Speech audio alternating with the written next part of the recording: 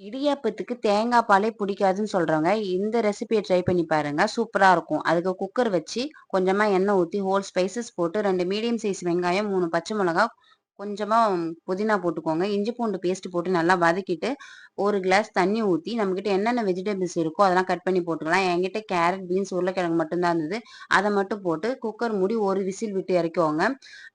சைட்ல வந்து அதுக்கு மெயின் இன்கிரீடியன்டான ஒரு பேஸ்ட் தயாரிக்க போறோம். அதுக்கு வந்து ஒரு ஜார்ல 1/2 மூடி தேங்காய், 5 முந்திரி, 1 ஸ்பூன் கசகசா, 1 ஸ்பூன் சோம்பு, 1 பட்டை, 2 கிராம்பு, 1 ஏலக்காய், கொஞ்சமா பொட்டுக்கல்ல போட்டு ஒரு பேஸ்ட்டா அரைச்சு வச்சுக்கோங்க.